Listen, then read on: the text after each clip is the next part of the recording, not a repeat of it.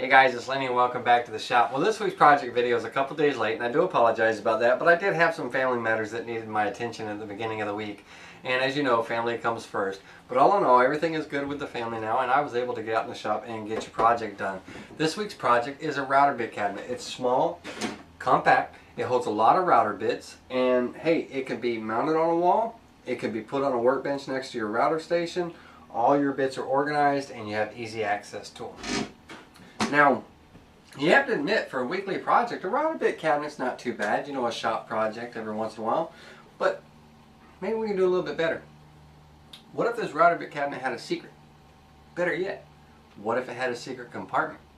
Now we're talking. Well, this one does. And as I said, it looks like a router bit cabinet.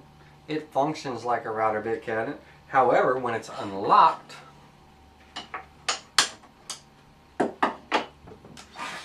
it reveals a secret compartment inside. Now this compartment is big enough to hold documents, jewelry, money, a handgun, anything that you want to keep a secret or hide away. As you know, since the beginning of time, men and women love to hide things from one another. And a lot of times those things are hidden in plain sight. It could be a vault behind a picture on a wall. It could be a hidden drawer in a jewelry box or a secret compartment in a piece of furniture.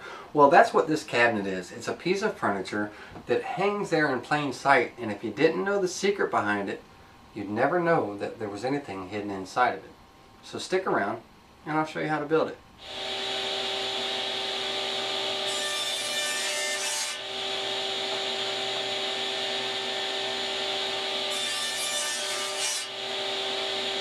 Okay guys, right now I've got my box joint or finger joint jig set up on the table saw along with a 3/8" dado stack, and that's the type of joinery I'm going to use in this case.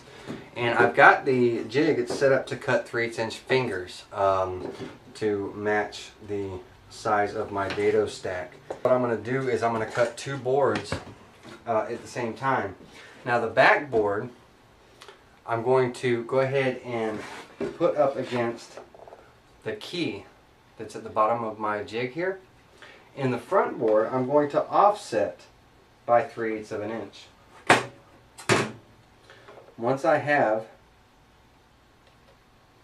the offset correct, then I'm just going to go ahead and take a clamp and clamp the two boards to the jig until I get started.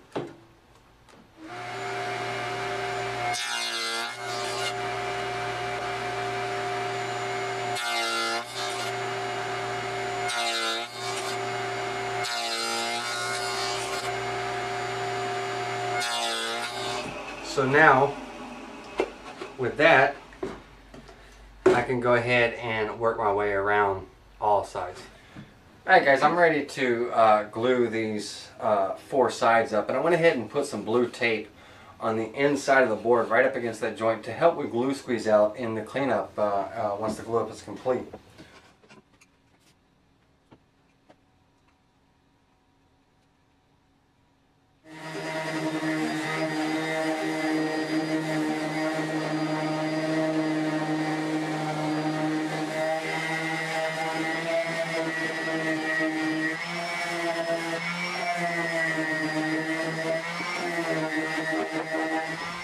Alright guys, well what I'm going to do now is out of this 1x6 I'm going to go ahead and cut two 14-inch boards, and I'm going to laminate them together, and then from that lamination I will be able to cut my individual bit holders or dividers, and we'll show you more of that once I get everything cut and glued up.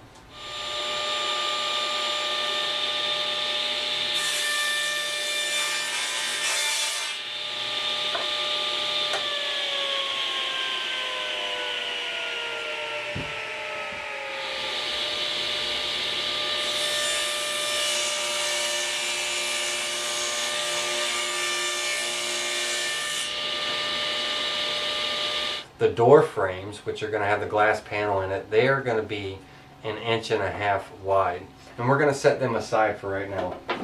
The other set of frame pieces are 1 inch wide, and I need to cut them down to their individual length. Now the inside frame pieces are for the hidden compartment. They're just going to box in the hidden compartment's wall.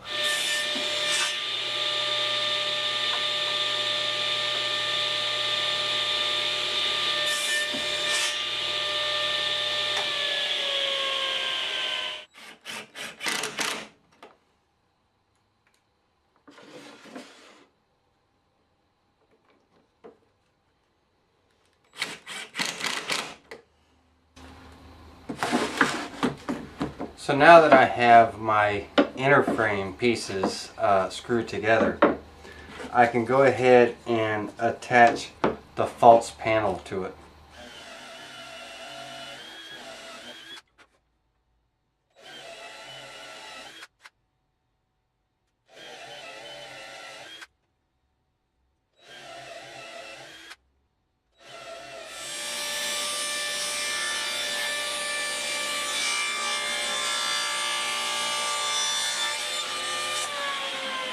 Okay, the dividers that you saw me cut earlier on the table saw, I went ahead and attached to the false panel, or in this case, the box's fake back.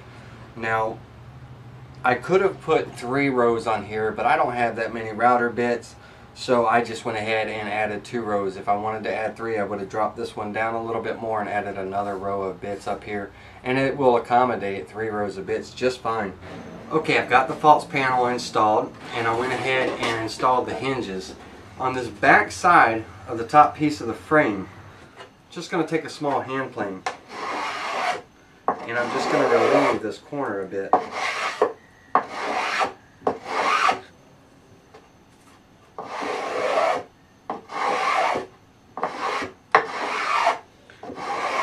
And a sharp plane makes quick work of it.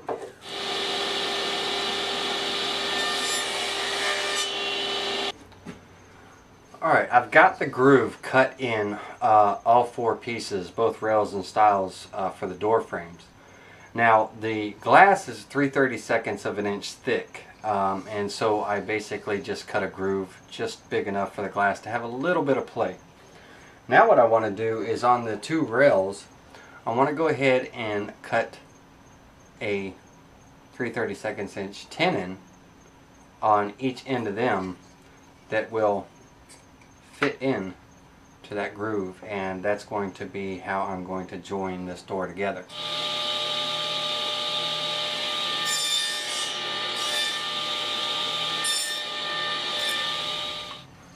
So now with the tenons cut in the end of the rail pieces, we can go ahead and I've got a nice fit, the exact fit I want, and we can go ahead and glue and join this door together and install the glass panel. Okay guys, with the false panel in its most upright position where it's going to be locked into place, I've got 2 marks here where I'm going to drill some shallow holes that will accept the size of the head of this small nail. And then I'm going to drill a small center hole that will be the exact size of the shaft of the nail. And that's going to be what locks these into place. Now to unlock them, I'll show you what I'm going to be making for the key in just a moment. Okay guys, the router bit case is done. I went ahead and installed the door, and I just put a knob of wood, just a regular wooden knob that I had laying around the shop, since this is going to be a shop cabinet. I put a couple of rare earth magnets in the door, one in the base, just to act as a magnetic latch. And I've got just some of my router bits in there. I need to get some more nylon sleeves, and I'll put the rest of the router bits I have in. These are just beat around bits. My higher end bits I keep in a different case, but I put some bits in here just for appearance sake, because the main thing about this case is the hidden compartment. Now I like to hide things in plain sight. So down here at the bottom of the box, I just have a board.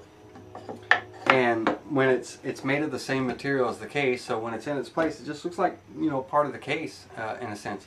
But when taken out and slid across the top, where I have those 2 nails, it pulls the nails out, which allows me to open up the cabinet and have access to the secret compartment. The simplest form of a key that I made is just I just threw 2 rare earth magnets in there the same distance apart as the 2 nails that I have in the top. And as I said, you know, they're just meant to catch and release. That way I have quick access. And the key will always just stay right there. Look like part of the case. I mean, who'd have thunk? So that's it. I went ahead and put the back on. So now I'm ready to add a couple of little hangers, maybe a French cleat or something to hang this on the wall, and it's ready to go. Alright guys, well I hope you enjoyed this week's project, and hey, you know, overall it's a cool little bit case. Glass pane door, you can see the bits that you have, and the only added little benefit is it's got a secret compartment. Now of course my bit case is not really a secret anymore because I've told you my secret, so be sure, like I said, when you build yours, keep that to yourself. Until next time guys, see you soon.